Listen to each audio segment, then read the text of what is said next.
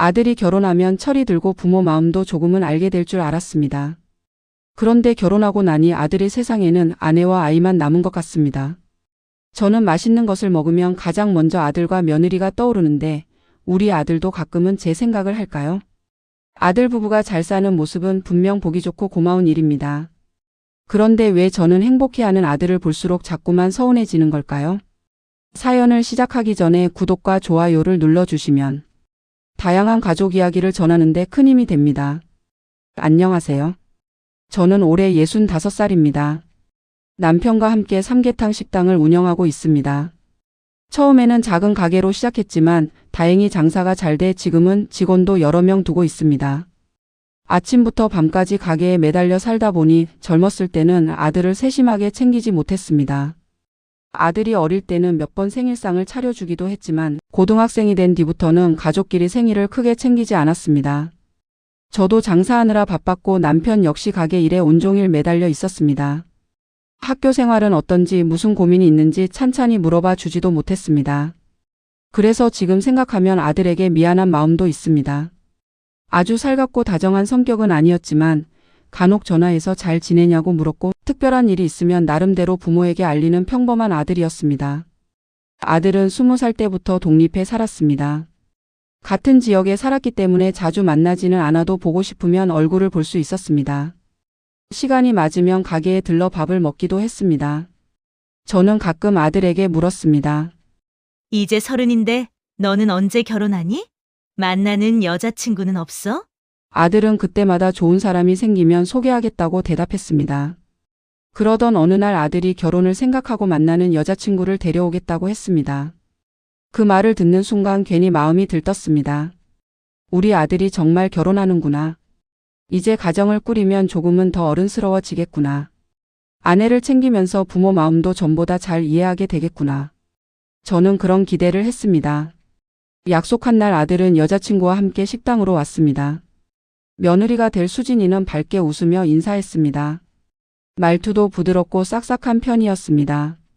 아들과 수진이는 둘 다 직장에 다니고 있었습니다. 결혼 후에도 맞벌이를 하며 생활할 계획이라고 했습니다. 저는 두 사람이 서로 의지하며 잘 살 것 같아 마음이 놓였습니다. 결혼식을 무사히 치른 뒤 아들 부부와 처음으로 함께 놀러간 곳은 강화도였습니다. 아주 먼 여행은 아니었습니다. 저희 부부와 아들 부부가 함께 바람을 쐬러 갔다가 하룻밤 묵고 온 정도였습니다. 그런데 저는 그 짧은 시간이 너무 좋았습니다. 남편과 둘이 여행을 다닌 적도 있었고 동호회 사람들과 꽃구경이나 야유회를 간 적도 많았습니다. 가게 직원들과도 한 달에 한 번씩 가까운 곳으로 나들이를 다녔습니다. 하지만 아들과 며느리까지 넷이 함께 있으니 느낌이 전혀 달랐습니다. 함께 밥을 먹고 바닷가를 걸으며 이야기를 나누는데 마음이 이상할 만큼 편안했습니다. 이게 가족 여행이구나. 우리도 이제 며느리까지 생긴 화목한 가족이구나. 그런 생각이 들었습니다. 저는 돌아오는 길에 신이 나서 말했습니다. 우리 앞으로 한 달에 한 번씩 가까운 곳으로 나들이도 가자. 1년에 한 번은 다 같이 여행도 다니면 좋겠다. 아들과 며느리는 웃으며 그러자고 했습니다. 저는 정말 그렇게 될 줄 알았습니다. 그해 여름 휴가가 다가오자 자연스럽게 아들 부부의 계획이 궁금해졌습니다. 어느 날 아들과 통화하다 물었습니다. 이번 여름 휴가는 언제니? 어디 갈지 계획은 세웠어? 아들은 아무렇지 않게 대답했습니다. 수진이랑 짧게 해외여행 다녀오려고 비행기랑 숙소도 다 예약했어. 저는 잠시 할 말을 잃었지만 티를 내지 않았습니다. 아, 그렇구나. 좋겠다. 재미있게 다녀와. 신혼이니 둘이 여행하는 것이 당연했습니다. 그런데 강화도에 다녀온 뒤 자주 나들이하고 1년에 한 번씩 여행도 가자고 했던 말이 떠올랐습니다. 저는 그 말을 마음에 담아두고 있었지만 아들에게는 그냥 여행 중에 오간 이야기였던 모양입니다. 봄이 되어 벚꽃이 활짝 피었을 때는 동호회 사람들과 벚꽃놀이를 다녀왔습니다. 흐드러지게 핀 벚꽃을 보고 있으니 아들과 며느리도 함께 보면 좋겠다는 생각이 들었습니다. 집에 돌아온 뒤 아들에게 전화했습니다. 준호야, 너희는 벚꽃 구경했니? 지난주에 수진이랑 벚꽃 축제 다녀왔어. 아들은 사진도 많이 찍고 맛있는 것도 먹었다며 즐거워했습니다. 저는 잘 다녀왔다고 말했습니다. 하지만 한편으로는 엄마 아빠와도 한번 보러 가자고 말해주면 얼마나 좋았을까 싶었습니다. 크리스마스에도 가족끼리 저녁을 먹으면 좋겠다고 생각했습니다. 하지만 아들 부부는 미리 예약한 레스토랑에서 둘만의 시간을 보냈습니다. 분위기 좋은 식당에서 마주보고 웃는 두 사람의 사진을 보니 보기 좋았습니다. 둘이 잘 사는 모습은 정말 감사했습니다. 다만 너무 잘 지내는 모습에 마음 한켠엔 불편함이 있었습니다. 어느 순간부터 아들의 기념일과 휴일에는 제가 들어갈 자리가 없는 것 같았습니다. 아들의 생일이 주말과 겹친 해에는 함께 밥을 먹고 싶어 전화를 했습니다. 이번 주말이 네 생일이잖아. 엄마, 아빠랑 밥 먹자. 그러자 아들은 제주도에 있다고 했습니다. 생일에 맞춰 월차까지 내고 며느리와 여행을 갔다는 것입니다. 아들은 여행을 다녀온 뒤 식사하자고 했습니다.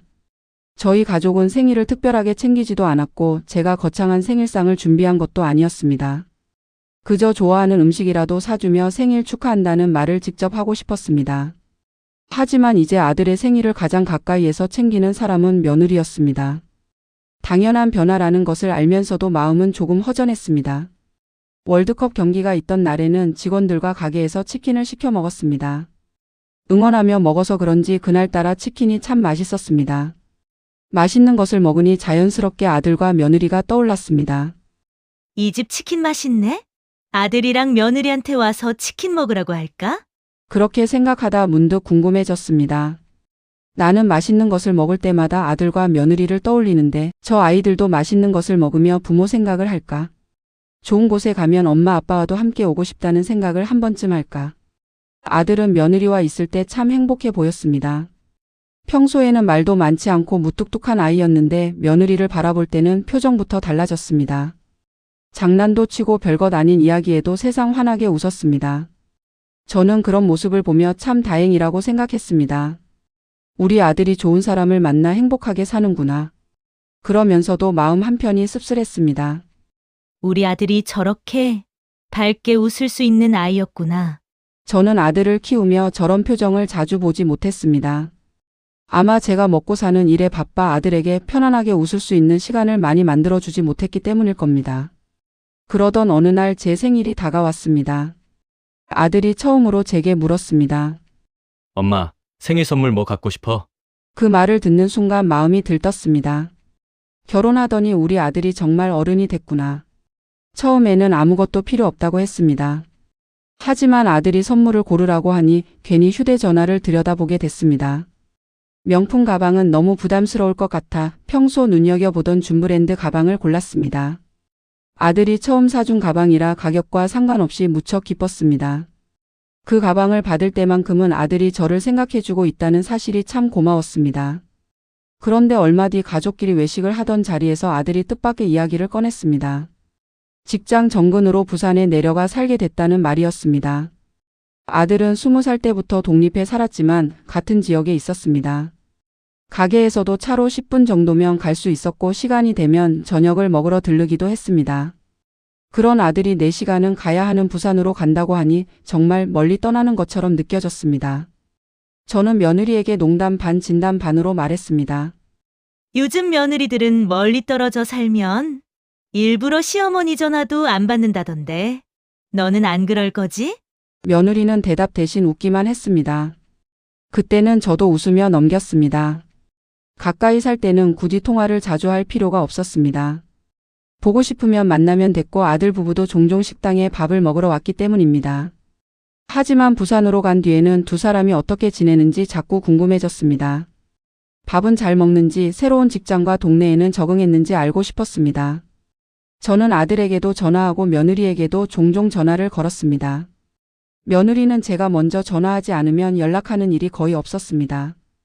그래도 맞벌이를 하느라 바쁘겠거니 생각했습니다. 아들 부부가 부산으로 간 지 2달쯤 되었을 때였습니다. 마침 가게가 쉬는 날이라 애들에게 한번 다녀오고 싶었습니다. 저는 아들에게 전화했습니다. 아들, 잘 지내? 밥은 먹었어? 너희가 어떻게 사나 궁금한데. 엄마가 오늘 한번 갈까? 아들은 난처한 목소리로 말했습니다. 엄마, 지금 지내는 집이 원룸이야? 집이 너무 좁아서 엄마 잘 데도 없어. 저는 웃으며 말했습니다. 집이 좁으면 어때? 우리 아들 며느리 얼굴만 보면 되지? 엄마는 바닥에서 자도 괜찮아. 하지만 아들은 석 달 뒤에 조금 더 넓은 집으로 이사할 예정이라며 그때 오라고 했습니다. 저는 웃으며 알겠다고 하고 끊었습니다. 아들 내외가 어떻게 사는지 궁금해서 먼 길을 가겠다는데 집이 좁다는 이유로 오지 말라고 하니 서운했습니다. 하룻밤 바닥에서 자도 괜찮았고 밥 한 끼 같이 먹고 얼굴만 보고 와도 좋았습니다. 그저 아들 부부가 어떻게 사는지 직접 보고 싶었던 것입니다. 그 뒤 며느리가 임신했다는 소식을 전해왔습니다. 저는 정말 기뻤습니다. 결혼하고 시간이 꽤 지나도록 아이 소식이 없어서 말은 못했지만 속으로 걱정하고 있었습니다. 저는 아들 부부에게 종종 말했습니다. 아기만 낳으면 내가 키워줄게. 너희는 걱정하지 말고 얼른 낳아. 아들을 키울 때는 장사 때문에 해주지 못한 것이 많았습니다. 손주가 태어나면 그때 못해준 것까지 더 잘해주고 싶었습니다. 며느리가 만삭이 될 무렵 생일이 다가왔습니다. 저는 며느리에게 전화를 걸었습니다. 우리 며느리 생일인데 엄마가 미역국 끓여주러 부산에 갈까? 이런 시어머니가 어디 있어? 농담처럼 말했는데 며느리가 반갑게 오라고 했습니다. 저는 기분이 좋아 바로 비행기표를 끊고 부산으로 향했습니다. 아들과 며느리가 너무 보고 싶었습니다. 부산에 가면 사흘이나 나흘씩 머물며 쉬다가 돌아왔습니다. 며느리가 차려주는 밥도 먹고 함께 외식도 했습니다. 아들이 여기저기 구경도 시켜주었습니다. 그 시간이 참 좋았습니다. 며느리에게 미역국을 끓여주려고 주방에 섰지만 우리 집이 아니니 조미료와 그릇이 어디 있는지 알 수가 없었습니다. 몇 번이나 며느리를 불러 물어봤습니다. 그러자 며느리는 제가 힘들어 보였는지 그냥 앉아서 쉬라고 했습니다. 결국 제가 미역국을 끓여주지는 못했습니다. 대신 아들과 수다를 떨며 며느리가 차려준 밥을 맛있게 먹었습니다. 태어날 아기를 위해 유모차도 사주고 아기 옷도 여러 벌 사주었습니다. 돈을 쓰면서도 하나도 아깝지 않았습니다. 며느리가 아이를 낳고 조리원에 들어갔을 때는 남편과 함께 부산으로 내려갔습니다. 처음 손주를 보는 순간 가슴이 뭉클했습니다. 나도 이제 할머니가 됐구나. 작고 붉은 얼굴로 눈을 감고 있는 아기를 보는데 눈물이 날 것 같았습니다. 그 뒤로 저는 손주가 보고 싶어 며느리에게 자주 연락했습니다. 아기는 잘 자니? 오늘은 뭐 했어? 사진 좀 보내줘. 며느리는 문자에는 늦더라도 답을 해주었지만 전화는 잘 받지 않았습니다. 부재 중 전화가 남았을 텐데 다시 전화해주는 일도 드물었습니다. 10번 전화하면 6번 정도는 받지 않았습니다. 저는 아들에게 말했습니다. 며느리는 전화를 해도 잘 받지 않고 다시 전화도 안 하네. 아들은 말했습니다. 아기가 예민해서 전화기를 무음으로 해놨어. 새벽에도 수시로 깨서 수유하니까 아기 잘 때 같이 자느라 잘 못 봤나 봐. 수진이는 나 없으면 밥도 제대로 못 먹어. 내가 퇴근해야 겨우 한 끼 먹을 때도 있어. 나도 집에 가면 전화기를 무음으로 해놔. 그 말을 듣고는 더 말할 수가 없었습니다. 아기를 키우는 일이 얼마나 힘든지 저도 알고 있었습니다. 하지만 아기가 얼마나 잠기가 밝으면 온종일 휴대전화를 무음으로 해놓을까 생각했습니다. 그러면서도 조금은 섭섭했습니다. 전화가 어려우면 나중에 짧게라도 연락해주면 좋겠다는 생각은 들었지만 괜히 부담을 주는 시어머니가 되고 싶지 않아 참았습니다. 명절이 가까워졌을 때 아들이 전화를 했습니다. 아기가 너무 어려 장시간 차를 태우는 것은 무리일 것 같다고 했습니다. 부산에서 저희가 사는 곳까지 길이 막히면 7시간에서 9시간도 걸릴 수 있으니 이번 연휴에는 오지 못하겠다고 했습니다. 아들 말이 맞았습니다. 어린 아기를 데리고 긴 거리를 이동하는 것은 힘든 일입니다. 그래도 손주도 보고 가족끼리 명절을 보내고 싶었던 제 마음은 아쉬웠습니다. 손주가 2살이 되고 3살이 되면서 아들 가족은 저희 집에 올 수 있게 됐습니다.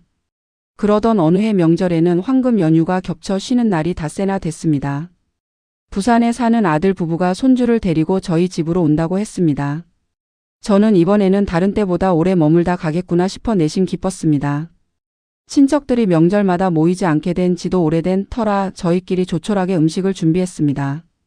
거창한 명절상은 아니었지만 아들과 며느리, 손주까지 한자리에 모여 있으니 집 안에 온기가 가득했습니다. 손주가 거실을 뛰어다니며 웃는 소리만 들어도 행복했습니다. 첫날 저녁을 함께 먹은 뒤 아들과 며느리가 옷을 갈아입으며 외출 준비를 하기 시작했습니다. 제가 물었습니다. 어디 나가게? 아들이 대답했습니다. 엄마, 이번에 고향 친구들이 다들 모였대. 오랜만에 보는 거라. 잠깐 나가서 맥주 한잔하고 올게. 아기는 방금 재웠어. 혹시 깨면 다시 좀 재워줘. 저는 며느리를 바라보며 물었습니다. 수진이도 같이 가니? 네, 어머니. 저도 오랜만에 보는 거라 같이 다녀올게요. 저는 잘 다녀오라고 말했습니다. 하지만 낮에는 손주를 보느라 아들 부부와 이야기를 거의 나누지 못했습니다. 아기가 잠들면 거실에 함께 앉아 텔레비전도 보고 과일도 먹으며 이야기를 나눌 생각이었습니다. 그래서 과일도 미리 깎아두었습니다. 두 사람이 나간 뒤 과일 접시만 식탁 위에 남았습니다. 남편은 제 표정을 보더니 말했습니다. 애들도 타지에서 사느라 친구들을 자주 못 봤을 거야. 이번에 다들 모였다는데 만나게도. 이럴 때 아니면 언제 보겠어. 저는 섭섭한 마음에 말했습니다. 아들이야, 어릴 때부터 친했던 친구들이니까 그렇다 쳐요. 며느리는 굳이 같이 안 가도 되는 거 아니에요? 남편이 대답했습니다. 친구들도 다 결혼했을 텐데 남자들만 나오겠어? 아내들도 같이 나왔겠지. 며느리가 여기 혼자 남으면 또 뭐 하겠어. 우리가 아무리 잘해줘도 시댁은 불편할 수 있어. 저는 조금 발끈했습니다. 불편하긴 뭐가 불편해요? 우리도 이제 가족인데 내가 며느리한테 눈치를 줬어요. 일을 시켰어요? 남편은 대수롭지 않게 말했습니다. 원래 아무리 잘해줘도 시댁은 조금 불편한 거야. 그날 밤 남편이 말한 불편하다는 단어가 머릿속에 맴돌았습니다. 저는 며느리에게 편한 시어머니라고 생각했습니다. 음식을 하라고 시킨 적도 없고 명절에 일찍 오라고 재촉한 적도 없었습니다. 다음 날 아침 식사를 하다가 동물원 이야기가 나왔습니다. 손주가 실제 동물을 제대로 본 적이 없어 동물원에 데려가려고 한다고 했습니다. 저는 반가운 마음에 물었습니다. 나도 심심한데 같이 가도 되니? 나도 동물원 안 가본 지 오래됐다. 아들이 잠시 망설이며 말했습니다. 엄마, 동물원 가면 많이 걸어야 해. 괜찮겠어? 엄마, 다리도 안 좋잖아. 오전엔 쉬고 이따 키즈카페 갈 때 같이 가요. 저는 괜찮다고 했습니다. 엄마, 요즘 매일 걷기 운동해. 그 정도는 괜찮아. 사실 동물원이 꼭 보고 싶었던 것은 아니었습니다. 자주 보지 못하는 아들 부부와 손주가 함께 있는 시간이 아까워 같이 가고 싶었습니다. 동물원에 도착한 손주는 동물을 볼 때마다 눈을 동그랗게 뜨고 신기해했습니다. 처음 코끼리를 보고 입을 벌리던 모습도, 기린을 올려다보며 손가락질하던 모습도 너무나 귀여웠습니다. 저는 손주의 사진을 연신 찍었습니다. 아들과 며느리도 아이에게 하나라도 더 보여주고 싶어 동물원을 부지런히 돌아다녔습니다. 처음에는 저도 즐거웠습니다. 그런데 시간이 지나면서 다리가 조금씩 아프기 시작했습니다. 동물원은 생각보다 훨씬 넓었습니다. 어느 정도 보고 돌아갈 줄 알았는데 아들 부부는 동물원 안에 동물을 거의 다 보고 나서야 출구로 향했습니다. 저는 뒤처지지 않으려고 아픈 다리를 참고 걸었습니다. 아들이 몇 번씩 엄마 괜찮아? 다리 안 아파? 라고 물었습니다. 저는 괜찮다고 했습니다. 벤치가 보일 때마다 잠깐씩 앉아 손주가 다 보기를 기다렸고 괜히 분위기를 망칠까봐 다리가 아프다는 말은 말하지 않았습니다. 속으로는 이런 생각이 들었습니다. 내가 괜찮다고 했더니 정말 괜찮은 줄 아나 보다. 동물원에서 나오며 아들이 웃으며 말했습니다. 엄마, 진짜 걷기 운동 많이 하나 보네. 나도 좀 힘든데. 엄마 진짜 괜찮아? 엄마가 나보다 더 건강하네. 아들은 칭찬처럼 말했습니다. 하지만 저는 왠지 씁쓸했습니다. 제가 힘들지 않다고 해도 알아챌 줄 알았습니다. 아들은 제가 잘 따라다니니 아무렇지 않은 줄만 알았습니다. 그래도 그날은 손주와 함께한 시간이 좋아 아무 말도 하지 않았습니다. 그 다음 날 아침에는 아들 부부가 여행 가방을 정리하고 있었습니다. 저는 당연히 사돈댁으로 갈 준비를 하는 줄 알았습니다. 이제 사돈댁까지? 운전해서 가려면 피곤하겠다. 그러자 아들이 말했습니다. 이번에는 처가에 안 가.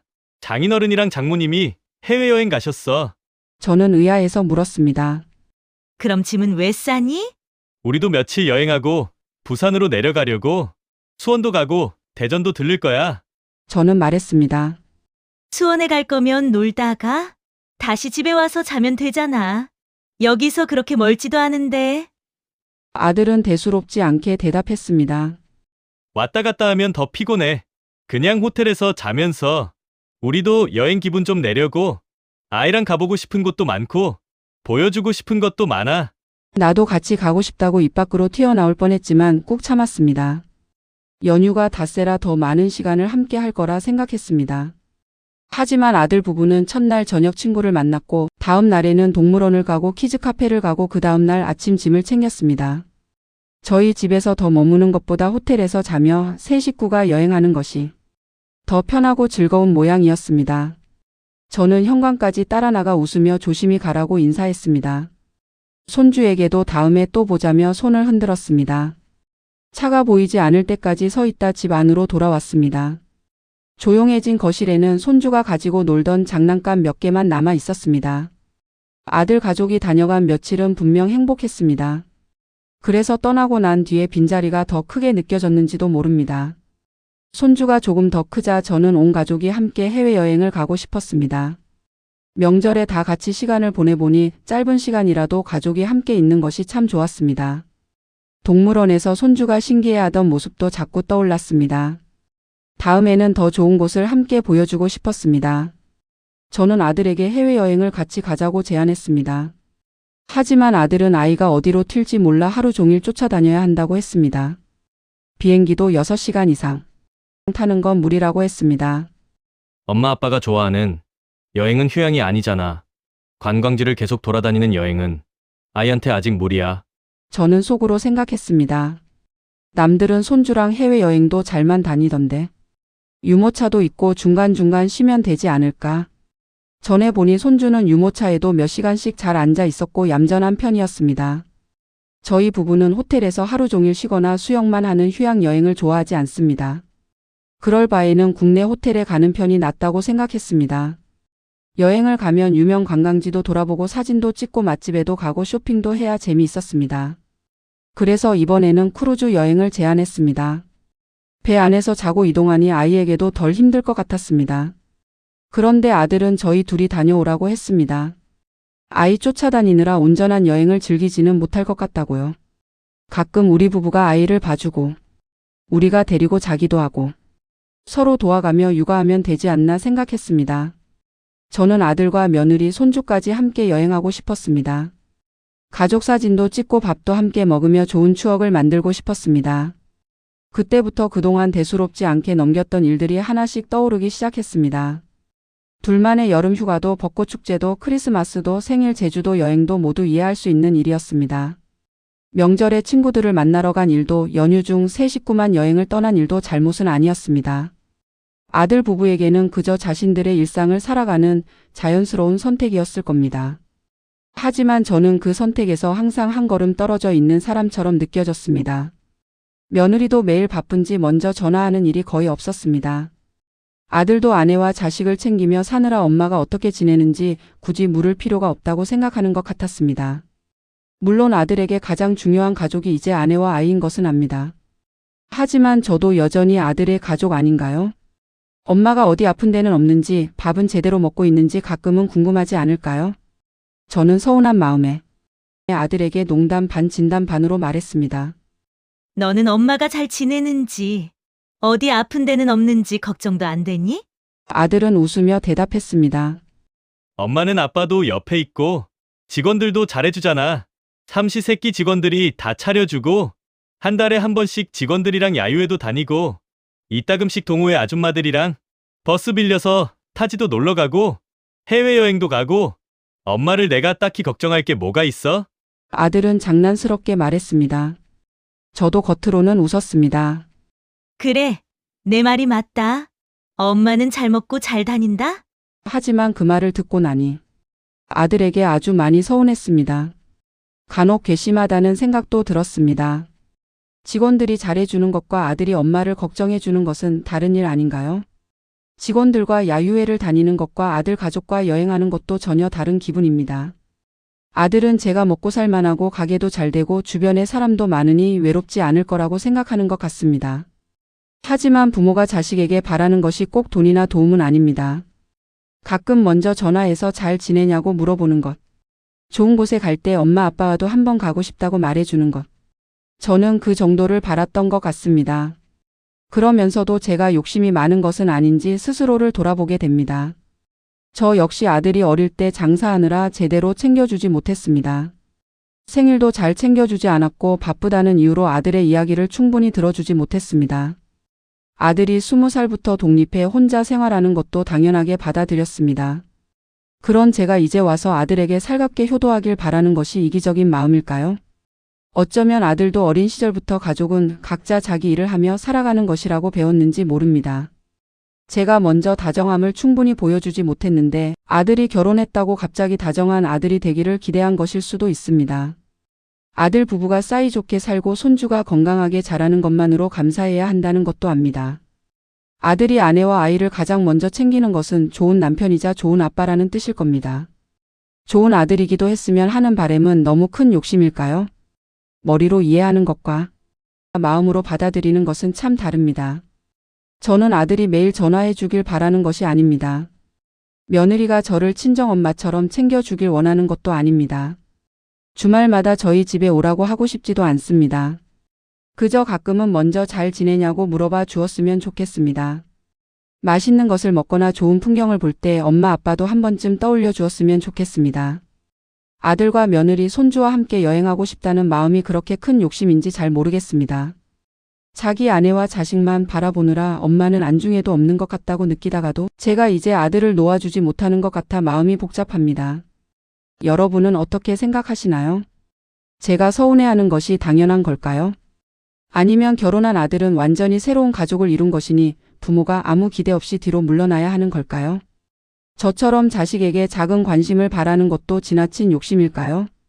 머리로는 이해하지만 마음으로는 받아들이기 어려운 제 마음을 여러분은 어떻게 보시는지 궁금합니다. 비슷한 경험이 있으신 분들은 댓글로 솔직한 생각을 들려주세요. 제 이야기를 끝까지 들어주셔서 감사합니다. 구독과 좋아요는 다음 사연을 준비하는 데 큰 힘이 됩니다.